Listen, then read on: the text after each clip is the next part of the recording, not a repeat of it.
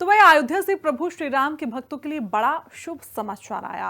राम मंदिर निर्माण का कार्य पूरी तरीके से संपन्न हो गया है। सप्त मंडपम यानी कि परकोट के 6 मंदिर, कलश और ध्वज दंड की स्थापना भी पूरी हो चुकी है। श्री राम जन्मभूमि तीर्थ क्षेत्र ट्रस्ट के महासचिव चंपत राय ने इसकी पुष्टि की।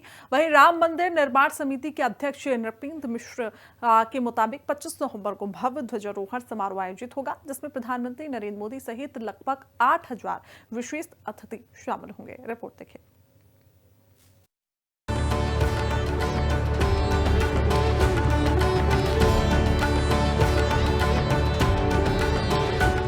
प्रभु श्री राम के भक्तों के लिए आया शुभ समाचार।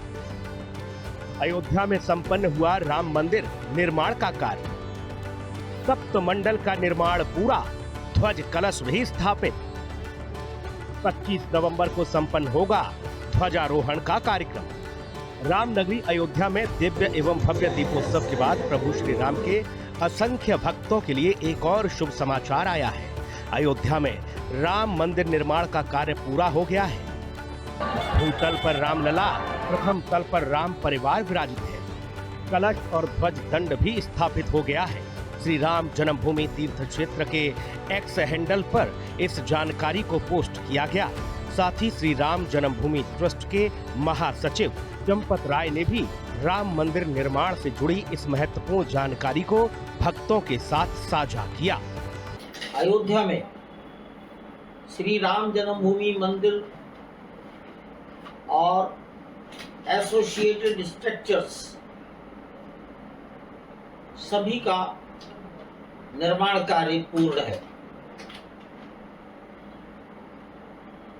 मंदिर जो पत्थरों का बना है, नागर शैली में है, उसका निर्माण पूर्ण हो चुका है। भूतल पर रामलला, प्रथम तल पर राम परिवार विराजित है। कलश ध्वज दंड स्थापित हो चुका है।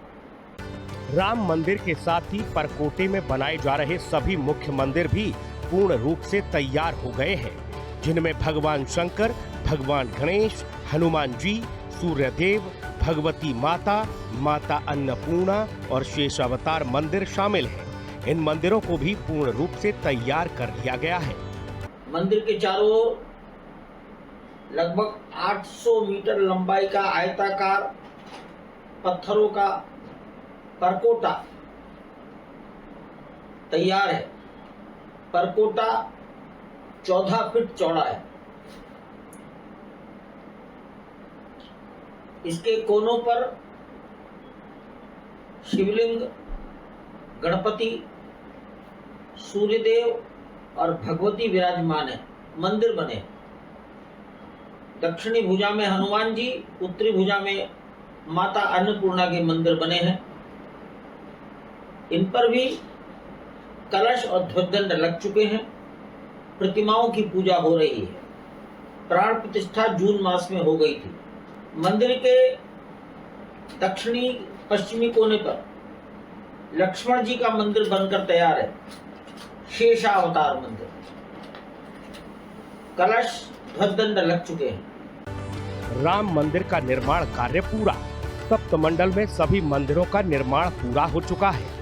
सप्त मंडल में महर्षि वाल्मीकि, महर्षि वशिष्ठ, महर्षि विश्वामित्र, महर्षि अगस्त, निषाद राज, माता अहिल्या के मंदिर पूर्ण हो चुके हैं। संत तुलसीदास, जटायु और गिलहरी की प्रतिमा भी स्थापित हो चुकी है। श्री राम जन्मभूमि तीर्थ क्षेत्र के महासचिव चंपत राय ने बताया कि दर्शनार्थियों की सुविधा और व्यवस्थाओं से जुड़े सभी प्रमुख कार्य भी पूरे कर लिए गए हैं। सप्त मंडप महर्षि वाल्मीकि, महर्षि वशिष्ठ, महर्षि विश्वामित्र और महर्षि अगस्त, इनके मंदिर तैयार हैं। निषाद राज, माता शबरी और माता अहिल्या मंदिर बन चुके हैं। तुलसीदास जी का मंदिर बन चुका है। सभी प्रतिमाएं स्थापित हो चुकी हैं। जटायु कुबेर टीला पर, अंगद टीला पर गिलहरी स्थापित हो चुकी है।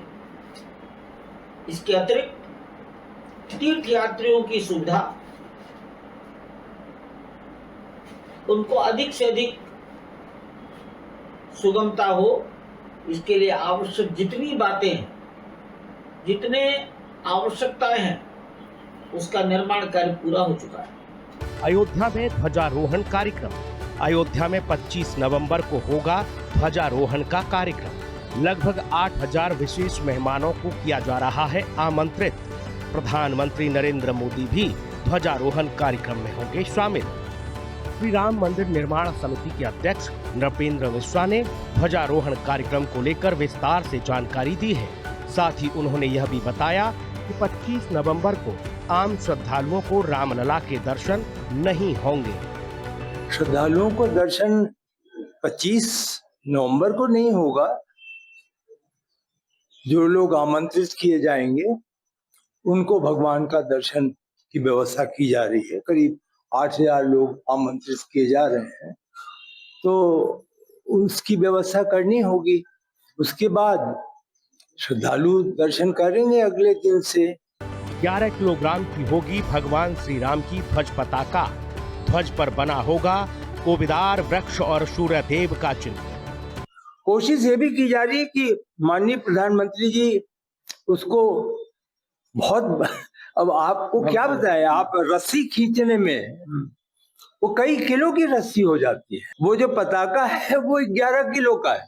पताके में चिन्ह जो है वो आपको मालूम है कि एक तो वो जो उनके परिवार का जो इस समय का पेड़ का चिन्ह था, तो कचनार तो नहीं है वो, लेकिन कचनार की एक वैरायटी है वो, कोविदार। हाँ, कोविदार। तो कोविदार वृक्ष होगा।